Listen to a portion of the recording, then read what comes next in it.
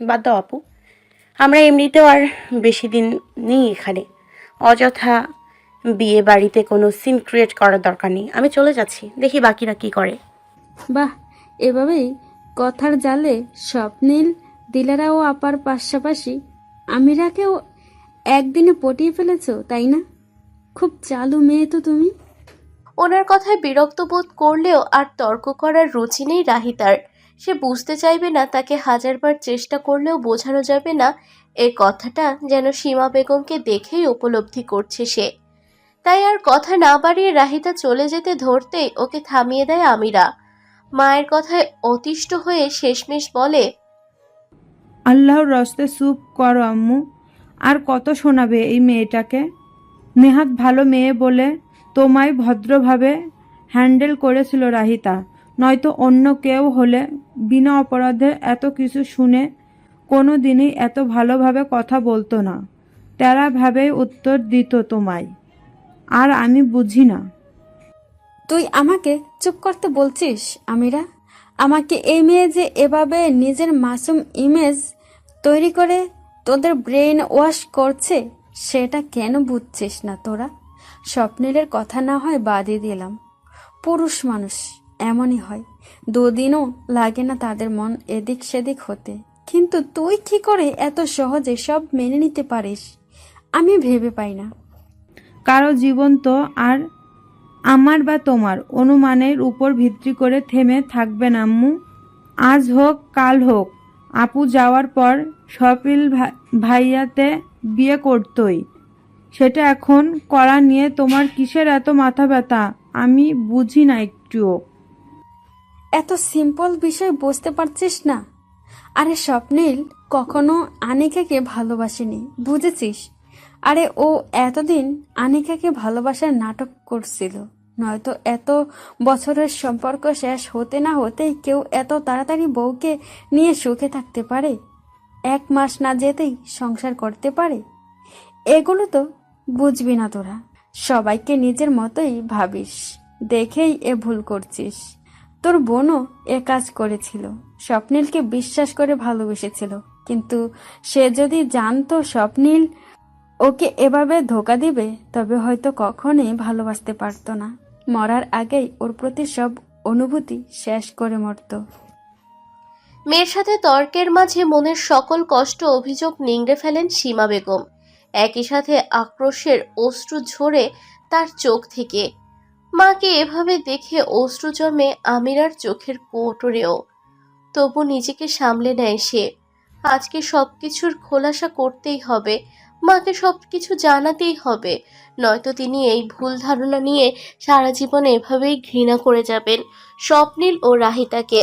তাই মায়ের দিকে শান্ত চোখে চেয়ে আমিরা অত্যন্ত ধীরকণ্ঠে প্রশ্ন ছুড়ল, যদি একটু কখনো জানো যে স্বপিল ভাই আপুকে কোনো ধোকা দেয়নি, উল্টো সে নিজেই ধোকার শিকার হয়েছে, তবে তোমার অনুভূতি ঠিক কী রকম হবে আম্মু? তখন কি তুমি নিজের মতামত পাল্টাবে? মেয়ের হঠাৎ এমন প্রশ্নে আতিকায় থমকে যান সীমা বেগম। বিস্ময়ে হতবিহ্বল তিনি, পাল্টা প্রশ্ন করায় সাহসা পান না যেন। ভাঙা কণ্ঠে কোনো মতে সুধান, মানে কি সব যাতা বলছিস? মাথা ঠিক আছে তোর? মায়ের ভাবভঙ্গি দেখে শীতল হাসি দেখা গেল আমিরার ঠোঁটে। খানিকটা সময় নিয়ে বেশ ধীরস্থিরভাবেই সে বলে, তুমি এই মাত্র যা শুনেছ সেটাই সঠিক আম্মু। স্বপিল ভাই আপুকে ভালোবাসার নাটক করেনি, বরং আপু ইউকে যে অন্য একজনের সাথে রিলেশনে গিয়েছিল। তোমাদের চাপে দেশে ফিরে বিয়ের কথা চললেও প্রকৃত অর্থে ওর মন সুদূর লন্ডনে পড়েছিল। কিন্তু তোমার ও আব্বুর ভয়ে আপু এ কথাটা কাউকে বলতে পারেনি, এমনকি স্বপিল ভাইকেও না। কারণ আপু জানতো স্বপিল ভাই ভালো মানুষ। সে যদি বিয়ের আগে সত্যিটা জেনে যায়, তখন নিজের মনের বিরুদ্ধে গিয়ে হলেও আপুর খুশির জন্য নিজের বিয়ে ভাঙতো। কিন্তু এমনটা হলে তোমরা সত্যিটা জেনেও যেতে ও সবার সামনে অপমানিত হতে। এই ভয়ে আপু কখনো কাউকে এ কথা বলে না। মনের কথা মনে চেপে রেখে অসুস্থ শরীর নিয়ে সাথে প্রতিনিয়ত লড়াই করছে আমার বোন। এভাবেই ধুকে ধুকে মরে একদিন আমাদের ছেড়ে চলে গেল হুট করেই। কথার মাঝে বহুবার গলা ধরে আসছিল আমিরার, তবুও আজ সে থামেনি। আজকে যদি মাকে সবকিছু না জানায়, তবে স্বপ্নিল ও রাহিতার সাথে চরম অন্যায় করা হবে। এদিকে সামনে দাঁড়ানো সীমা বেগম সব শুনে মিটমিট কয়েকের জন্য শুদ্ধ হয়ে গেলেন যেন। অবাক শব্দটাও যেন নেহাত ক্ষুদ্র ঠেকবে তার বিস্ফোরিত মুখভঙ্গির সামনে। বার কয়েক কথা বলার চেষ্টা করেও যেন পারলেন না, যেন বোঝার চেষ্টা করছেন কি থেকে কি হলো। তাকে সামনে নেওয়ার সময় দেয় আমিরা, একই সাথে এক এক করে সবকিছু খুলে বলে মৃত্যুর আগে ওর কাছে দেওয়া আনিকার ডায়েরির কথা। এরপর স্বপ্নিলের অবস্থা দেখে ওর সেটা স্বপ্নিলকে দেখানোর কথা। অবশেষে স্বপ্নিলের সব ভুলে মুভ অন করার কথা। কোনো কিছুই আজ বাদ রাখে না সে। স্বপ্নিল ও রাহিতা যা এতদিন বলেনি, তা আজ হুট করে নিজের আপন মেয়ের কাছে শুনে বাকশক্তি যেন হারিয়ে ফেললেন সীমা বেগম। একদিনে এত ধাক্কা নেওয়ার সক্ষমতা হচ্ছে না ওনার যেন। তার এ অবস্থা দেখে পাশে দাঁড়ানো রাহিতা দ্রুত এগিয়ে গিয়ে একটা চেয়ার নিয়ে আসে এবং সযত্নে তাতে বসিয়ে দেয় সীমা বেগমকে। স্তম্ভিত উনি চেয়ারে বসে এক দৃষ্টিতে রাহিতার দিকে চেয়ে থাকলেন কিছুক্ষণ। অতঃপর বহুক্ষণ প্রচেষ্টার পর আমিরাকে উদ্দেশ্য করে বললেন, এত কিছু যদি হয়েই থাকে তবে আমায় কেউ জানায়নি কেন? এ কথাটা তোরা সবাই জানতি, শুধু আমি জানতাম না। মায়ের প্রশ্নে আমিরা দীর্ঘশ্বাস ফেলে বললেন, এতদিন আমি স্বপিল ভাই ও রাহিতা ছাড়া কেউ জানতো না, এমনকি দিলারা খালামণিও জানে না। আজকে তুমি শুধু জানলে। মূলত স্বপিল ভাইয়াই আমার নিষেধ করেছিল আর কাউকে জানাতে, তাই তোমায় বলিনি এতদিন। মেয়ের কথায় মা অবিশ্বাস্য দৃষ্টিতে চেয়ে থাকেন ওর দিকে কিছুক্ষণ। আমিরা ফের বলে, তুমি যার বিরুদ্ধে আপুকে ভালোবাসার নাটক করার অভিযোগ করেছিলে, আপুকে ধোঁকা দেওয়ার অভিযোগ করেছিলে, আসলে ভিকটিম সে নিজেই। কিন্তু আমার মরা বোনের প্রতি শ্রদ্ধা রেখে সে চায়নি কেউ তাকে ঘৃণা ভরা স্মৃতিতে স্মরণ করুক, কেউ তাকে নিয়ে কটূক্তি করুক। এজন্য স্বপিল ভাই কাউকে কিছু বলেনি কখনো, নীরবে নিজে সয়ে গেছে সব, এবং অনেকটা সময় ধরে নিজেকে সামলে নিয়ে রাহিতা ভাবির সাথে জীবনকে নতুনভাবে উপভোগ করার সুযোগ খুঁজেছে। এবার তুমি বলো, স্বপিল ভাই কি ভুল করেছে? তিনি কি সঠিক সিদ্ধান্ত নেয়নি? মেয়ের কথায় চোখ দিয়ে আর এক দফা নোনা জল গড়িয়ে পড়ে সীমা বেগমের। এসব কথা যে তার অজান্তে ছিল, তিনি কম্পন কালেও ভাবেনি কখনো। আজ একসাথে সত্যটা উপলব্ধি করে যেন কাউকে কোনো কিছু বলার মতো অবস্থায় নেই তিনি আর। বেশ খানিকটা সময় নিয়ে উঠে দাঁড়ালেন চেয়ার হতে। বাহির থেকে হইচই আওয়াজ আসছে ভীষণ। এমন সময় রাহিতার হাতে থাকা মুঠোফোন বেজে উঠল। স্বপ্নিল ফোন দিয়েছে। সে রিসিভ করতেই স্বপ্নিল বলল, রাহি, কোথায় তুমি? নীতিকে বিয়ে দিব এখন আমরা। তাড়াতাড়ি গেটের কাছে আসো, খুঁজে পাচ্ছি না তোমায়। এই তো আসছি, 5 মিনিট দিন। বলে ফোন কেটে দেয় রাহিতা। তাকে বলার প্রয়োজন হয় না কে ফোন দিয়েছে। সামনে থাকা দুজন মানুষ নিজ হতেই বুঝে নেয়।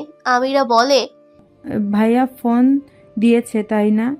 বিদায়ের সময় হয়ে যাচ্ছে হয়তো, সবাই খুঁজছে আমাদের না, চলো যাই।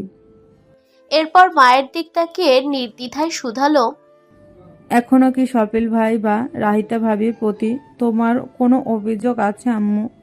মেয়ের প্রশ্নের কোনো জবাব দিলেন না সীমা বেগম। হতাশ ভঙ্গিতে রাহিতার দিক চেয়ে মাথা নুয়ে ফেলল আমিরা। রাহিতাও মন খারাপ করে বিনা বাক্য বয়ে চলে যাচ্ছিল সেখান থেকে। ঠিক এমন সময় হঠাৎ রাহিতার হাত চেপে ধরেন সীমা বেগম। চমকে উঠে তার দিক তাকায় রাহিতা।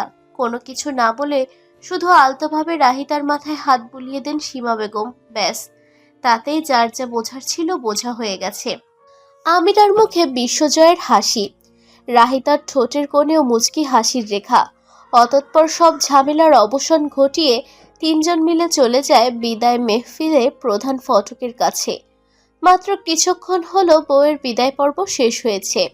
কেঁদে কেটে সকলের অবস্থা খারাপ। সবাইকে এভাবে কাঁদতে দেখে নিজের বিদায়ের কথা স্মরণ হয়ে কান্না জমালো রাহিতার চোখের কোণেও। হাতে থাকা টিস্যু দিয়ে চোখ মুছতে মুছতেই সেটা নষ্ট হয়ে গেল কিছুক্ষণের মাঝে। বিরক্ত হয়ে সেটা ফেলে দিতেই চোখের সামনে রুমাল শোধালো কেউ। পাশে তাকাতেই ওর দিক তাকিয়ে থাকা স্বপ্নিলের দেখা পায় রাহিতা। নিজ হাতে রাহিতার মুখ ধরে থুতনি উঁচু করে নিজের দিক তুলল স্বপ্নিল। অতঃপর বেশ ধীরে খুব যত্ন সহকারে মুছে দিল অর্ধাঙ্গিনীর চোখের পানি। মোছা শেষে রাহিতার মাথায় বাঁকা হয়ে যাওয়া টিকলিটা সোজা করে দিয়ে নিজ বুকের কাছে হাত বেঁধে স্বপ্নিল বলল, তুমি এত কাঁদছো কেন? হুম, তোমায় তো আর বিদায় দিচ্ছি না ওর সাথে। আপনি বললেই যাব নাকি? আর চোখে চেয়ে রইল রাহিতা। সে ভেবেছিল স্বপ্নিল হয়তো বলবে, তোমায় কোনোদিন যেতেই দিব না আমি, অথবা কোনো সুন্দর কিছু বলবে এর বিপরীতে। কিন্তু স্বপ্নিল তো স্বপ্নিলই। তাই রাহিতাকে ভুল প্রমাণ করে সে বলল, তা অবশ্য ঠিক, তুমি তো সারা জীবনের জন্য আমার ঘাড়ে চড়ে বসে আছো, ওখান থেকে আর নামাবো না বোধ হয়। ওর কথায় চোখ পাকিয়ে তাকায় রাহিতা। রেগে কিছু না বলেই খানিকটা জোর মারে সব ফাজিল স্বপ্নিলের বাহুতে। ওকে মারতে দেখে শব্দ করে হেসে ফেলে স্বপ্নিল। হাসতে হাসতেই বলে, এই রাহি, এইটা কিন্তু একদমই ঠিক না। এইভাবে ভরা বিয়ে বাড়িতে বরকে মারতে লজ্জা করে না? কেউ দেখলে কি ভাববে বলো তো? এভাবে মেরে সবার সামনে আমায় নির্যাতিত পুরুষ প্রমাণ করতে চাইছো নাকি তুমি? উফ, আপনার শুধু ফাজলামো অসহ্য। বিরক্তিকর কণ্ঠে বলে রাহিতা। অতঃপর স্বপ্নিলের দিক চেয়ে সে নিজেও হেসে ফেলে কিছুক্ষণের মাঝে। দুজনের অনাগোচরেই দূর থেকে তাদের খুনসুটি দেখছিল একজোড়া চোখ। যে চোখে এতদিন দুজনের প্রতি শুধু তাচ্ছিল্য ও রাগ ছিল, আজ সে চোখে বিস্ময়। কিছুক্ষণ দুজনের পর্যবেক্ষণ করার মাঝেই যেন সীমা বেগম উপলব্ধি করলেন, জীবনে যা কিছুই হয় না কেন সবকিছুতেই ভাগ্যের অনেক বড় হাত থাকে। আমরা যেভাবেই জীবনটাকে সাজাই না কেন, শেষ মুহূর্তে সেটাই হয় যেটা বিধাতা তার কলমে লিখে রাখেন। স্বপ্নিল ও রাহিতার মন দুটিই যেন একে অপরের কাছে বিনিময় হওয়ার জন্যই তৈরি করছিলেন তিনি। ঠিক এ কারণেই এত কিছুর পরেও তারা ঠিকই এক হয়েছে। কেউ তাদের থামাতে পারেনি। দুজন যে নিজেদের অজান্তেই নিজেদের মায়ায় জড়িয়ে গেছে, এটা তারা না বুঝলেও সীমা বেগমের অভিজ্ঞ চোখে বুঝতে ভুল হলো না। দূর থেকে ওদের জন্য দোয়া করলেন তিনি। খানিকটা অস্ফুষ্ট স্বরে তার মুখ থেকে দুজনের জন্য নিঃসৃত হলো দুটি সুন্দর শব্দ, সুখে থেকো। বিয়ের অনুষ্ঠান শেষে ক্লান্ত শরীরে যে যার রুমে প্রস্থান করেছে সকালে। রুমে ঝুঁকে গা এলানোর উদ্দেশ্যে বিছানায় শুতেই স্বপ্নিলের চোখ পড়ল ওয়াশরুম থেকে বের হওয়া রাহিতার দিকে। বিষয়টাতে কিঞ্চিত মনক্ষুণ্ণ হলো ওর। আজ সারাদিনের ব্যস্ততায় মেয়েটাকে ভালো মতো লক্ষ্য করাও হলো না। ভেবেছিল রুমে এসে চুপিসারে ভালো মতন দেখবে ওকে, কিন্তু ওর পরিকল্পনায় এক বালতি জল ঢেলে দিয়ে ইতিমধ্যে গোসল সেরে বেরিয়েছে রাহিতা। সেদিক চেয়ে এক দীর্ঘশ্বাস ফেলল স্বপ্নিল। তবে আয়নার সামনে দাঁড়িয়ে মধ্যখানে চুল মুছতে থাকা রাহিতার দিকে তাকিয়ে ওর মন ভালো হতে বেশিক্ষণ লাগলো না বৈকি। সদ্য স্নানকৃত ভেজা চুলের রাহিতাকে অত্যন্ত স্নিগ্ধ দেখালো। চোখ ও অন্তর উভয় শীতল হলো স্বপ্নিলের। কপালের উপর বাম হাত রেখে রাহিতার অগোচরে সরাসরি আপাদমস্তক পর্যবেক্ষণ করে মুগ্ধ হচ্ছিল সে। খানিক বাদে চুল ঝাড়া শেষ করে বিছানার দিকে তাকাতেই স্বপ্নিলকে এভাবে শুয়ে থাকতে দেখে কপাল কুঞ্চিত হয় রাহিতার। এতক্ষণ হলো রুমে এসেছে, অথচ কাপড় অবধি খুলেনি। সে কি ফ্রেশ হবে না, নাকি এভাবেই ঘুমিয়ে গেছে? ভাবতে ভাবতে বিছানার দিক এগোয় রাহিতা। ওকে এগিয়ে আসতে দেখে চোখ বন্ধ করে ঘুমানোর ভান করে পড়ে থাকে স্বপ্নিল। ওর নড়চড় না দেখে আস্তে করে কপালের ওপর থেকে স্বপ্নিলের হাত সরিয়ে দেয় রাহিতা। চোখ জোড়া বন্ধ দেখে ভাবে সে ঘুমিয়ে গেছে, তাই আস্তে করে ডাকতে থাকে ওকে। স্বপ্নিলের মাথায় অদ্ভুত দুষ্টুমি চাপে। রাহিতার ডাক শুনেও সে চোখ খোলে না, কোনরূপ সাড়া দেয় না। এবার ডাকা ছেড়ে স্বপ্নিলের গালে হাত দিয়ে ডাকতে আরম্ভ করে রাহিতা। একটু ভালোভাবে লক্ষ্য করলে সে দেখতে পারত স্বপ্নিলের ঠোঁটের কোণে শুষ্ক হাসির রেখা সামান্যক্ষণ অতিক্রম হয়। আচমকা রাহিতার হাতে টান পড়ে। কোনো কিছু বুঝে ওঠার আগেই সে পড়ে যায় স্বপ্নিলের প্রশস্ত বুকের ওপর। বুকের মাঝে প্রবল বেগে চলা টিপ টিপ অনুভূতিতে শরীর অসাড় হয় রাহিতার। স্তব্ধ সে নিজেকে সামলে স্বপ্নীলের বুকে দুহাত রেখে মাথা তুলতেই ওর চোখে পড়ে স্বপ্নীলের চোখ খোলা। সেই খোলা চোখে স্পষ্ট দুষ্টুমির আভাস, যা দেখে এতক্ষণের সবকিছু বুঝতে বিলম্ব হয় না রাহিতার। মুখ ফুলে উঠে পড়ে স্বপ্নীলের ওপর থেকে, শ্বাস নিয়ে তড়িঘড়ি করে সরে দাঁড়ায় মুহূর্তে। ওকে এভাবে সরতে দেখে জোরেই হেসে ফেলে স্বপ্নীল।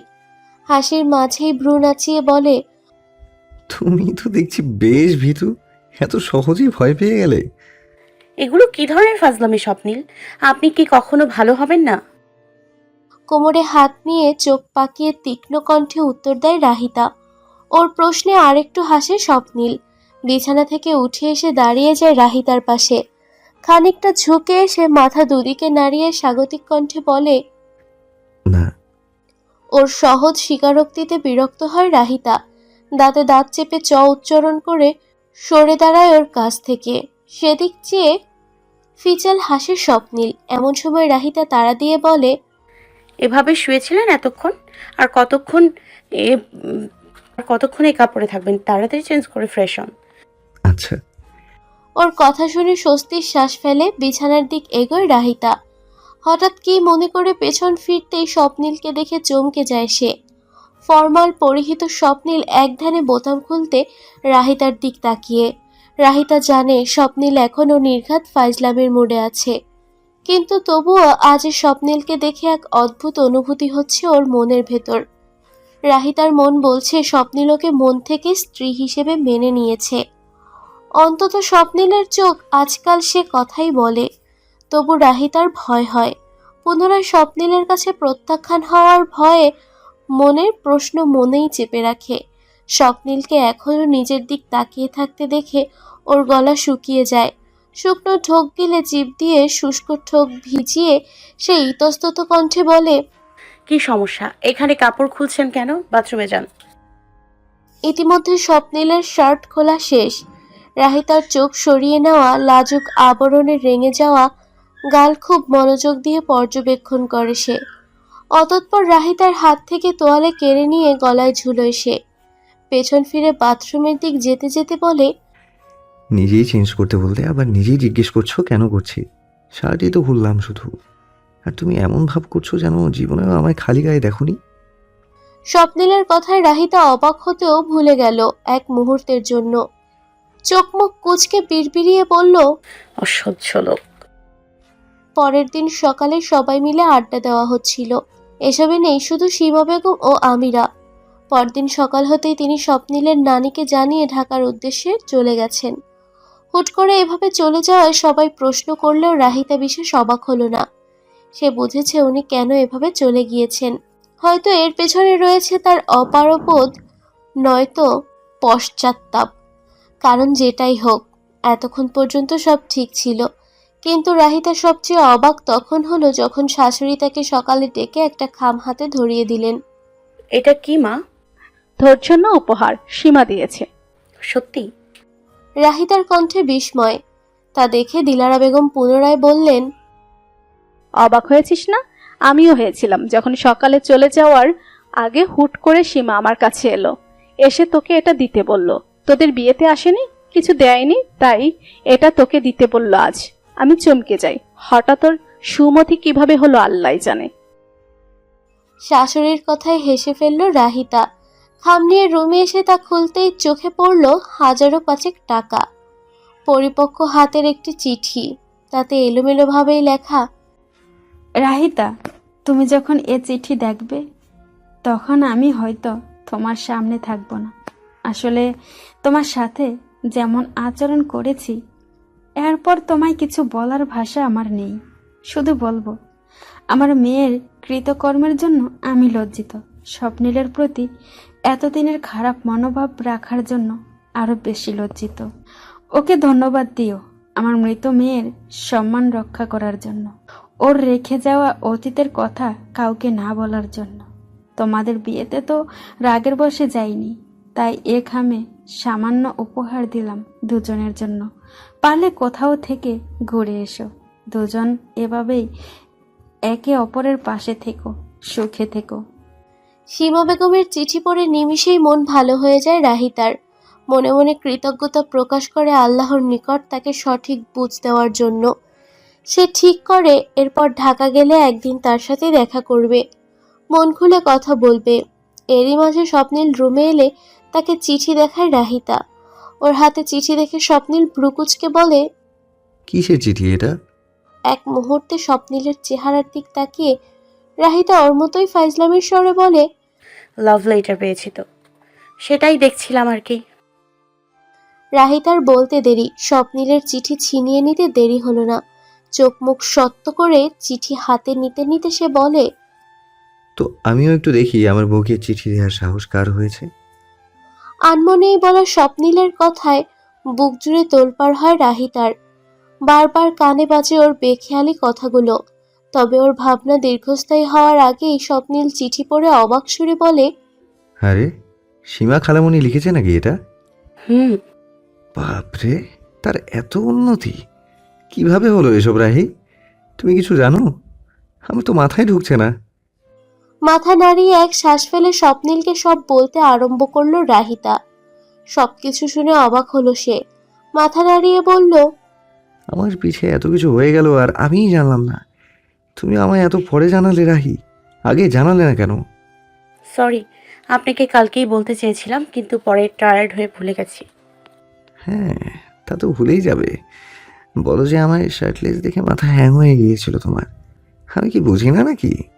স্বপ্নিলের কথা শুনে ধাতস্থ হতে কিছুক্ষণ সময় নেয় রাহিতা। বুঝে ওঠে ঝগড়া করার জন্য কিছু বলার আগেই হাসতে হাসতে রুম থেকে চলে যায় সে। পেছনে ফেলে যায় এক লাজুক রাহিতাকে। স্বপ্নিলের কাজিনরা সব বেড়াতে যাওয়ার প্ল্যান করছে। এসবে উচ্ছ্বাসিত রাহিতা সবার সাথে ব্যস্ত, কোথায় কোথায় যাবে সেসব নিয়ে আলোচনা করতে। এরই মাঝে হুট করে স্বপ্নিল আসে সেখানে।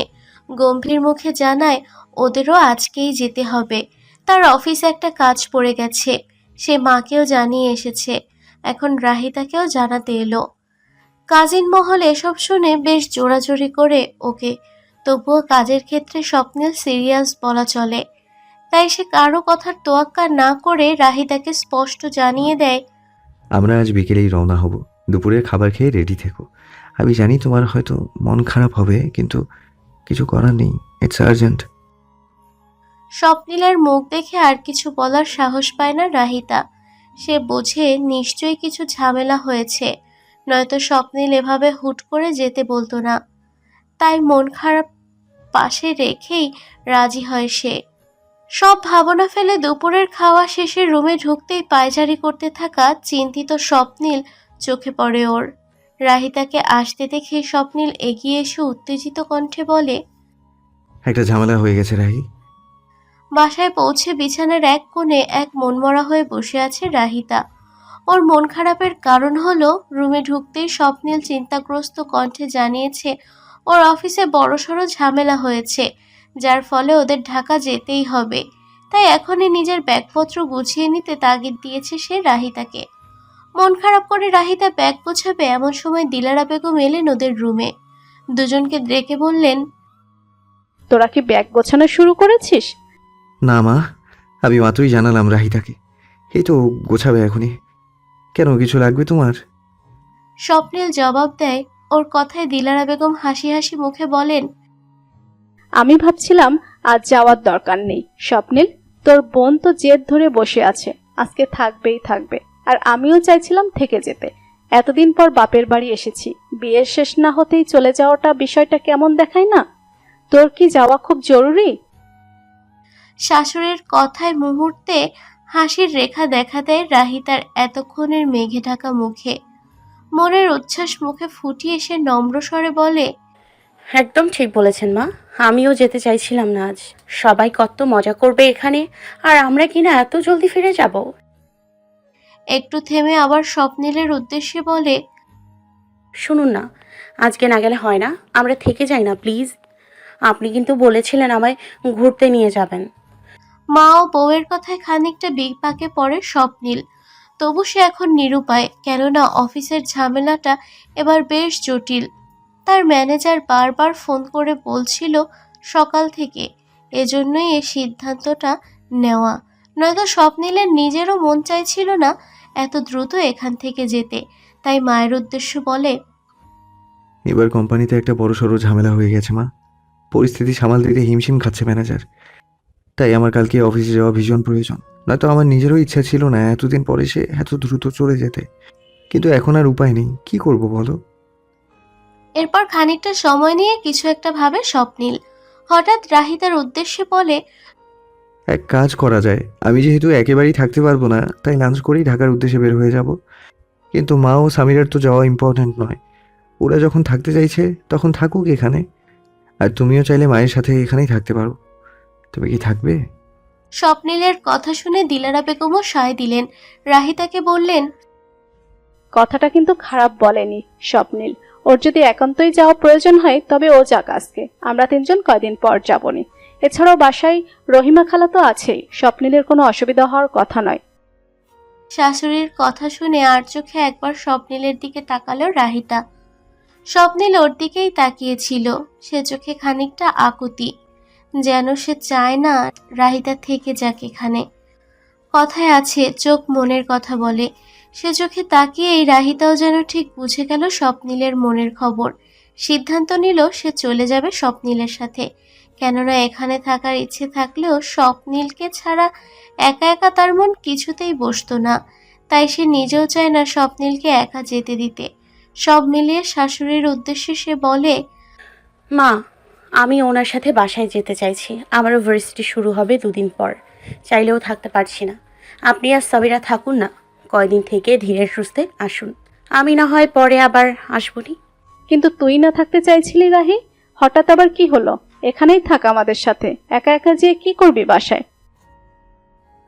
আরে মা, ও তো কাউকে তেমন চিনেই না এখানে, থেকেও কি করবে? রাহি যখন যেতেই চাইছে বাসায়, তখন যাক না আমার সাথে। সমস্যা কই?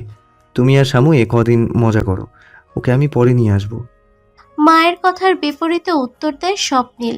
রাহিতা তো রাজি হয়েই গেল, তাহলে মা এমন করছে কেন? ভেবে পেল না সে। অদ্ভুত। এদিকে স্বপ্নিল রাহিতার কথা শুনে বাইরে থেকে স্বাভাবিক থাকলেও মনে মনে হাসলেন দিলারা বেগম। দুজনের মন বিনিময়ে যে বাকি নেই বিষয়টি বুঝতে বেগ পেতে হয় না তার অভিজ্ঞ চোখের। মুখভঙ্গি স্বাভাবিক রেখে তিনি দুজনের উদ্দেশ্যে বলেন, আচ্ছা, তোরা দুটাই যখন যেতে চাইছিস তাহলে এটাই হোক। আমরা মা মেয়েই না হয় কদিন থেকে যাই, তোরা বাসায় যা। মায়ের কথায় স্বস্তির নিঃশ্বাস ফেলে স্বপ্নিল। কথা বলে চলে যেতে গেলেন দিলারা বেগম। হঠাৎ কি মনে করে যেন থেমে গিয়ে বললেন, এই যে বৌমা, তোমার ভরসায় ছেড়ে দিচ্ছি, কিন্তু আমার ছেলেকে, ওর খেয়াল রেখো। শাশুড়ির কথায় লজ্জা পেল রাহিতা। আর চোখে পাশে তাকিয়ে দেখে মায়ের কথা শুনে ঠোঁটে হাসি নিয়ে স্বপ্নিল তাকিয়ে আছে ঠিক তারই দিকে। মা চলে যেতেই স্বপ্নিল ভ্রু নাচিয়ে বলে, কি বললো তোমার শাশুড়ি, শুনেছো তো? মনে থাকে যেন, মায়ের বৌমা। ওর কথা শুনে লজ্জার মাত্রা আরেকটু প্রবল হলো রাহিতার। খানিকটা এদিক ওদিক তাকিয়ে আর কোনো কিছু না বলেই দ্রুত পায়ে ওদের দুজনের ব্যাগ গুছাতে অন্যদিকে এগিয়ে গেল সে। লাঞ্চের পর বেরোতে হবে যে, দুজন বাসায় পৌঁছাতে পৌঁছাতে রাত হয়ে গেল। ঢাকার আকাশে তখন বৃষ্টি বৃষ্টি ভাব, মেঘ ডাকছে একটু পর পর। এমন সময় বাড়ির দরজা লক থাকায় চমকে গেল স্বপ্নিল। বাসায় তো রাহিমা খালাকে রেখে গিয়েছিল তারা। হঠাৎ কোথায় গেলেন তিনি না বলে? এত বছরের বিশ্বস্ত তিনি কখনোই এমন করেন না।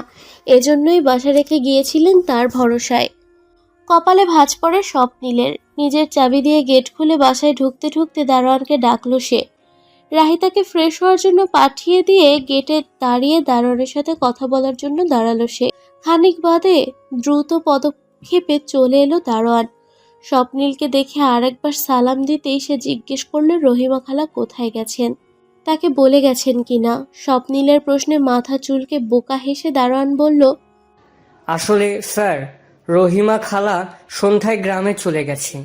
তার ভাই নাকি অনেক অসুস্থ, দেখতে গেছে। তার ফোনে টাকা ছিল না। আমারে কয়ে গেছে আপনাদেরকে ফোন দিয়ে জানাই দিতে। বাসার চাবিও দিয়ে গেছে। আমি ফোন দিতে ভুলে গিয়েছিলাম, মাফ করবেন। দারোয়ানের সরল স্বীকারোক্তিতে স্বপ্নিল কি বলবে ভেবে পেল না। গম্ভীর মুখে শুধু বলল, এরপর থেকে যেন এমন না হয়। অতঃপর দারোয়ানের থেকে চাবি নিয়ে বাসার ভেতরে ঢুকলো সে নিজেও। দরজা ভালোভাবেই লাগিয়ে দিয়ে উপরে চলে গেল নিজের রুমের উদ্দেশ্যে। মাত্রই ফ্রেশ হয়ে জামা পাল্টে ওয়াশরুম থেকে বেরিয়েছিল রাহিতা। আচমকা সে সময় কারেন্ট চলে যাওয়ায় চারদিক অন্ধকার হয়ে যায়।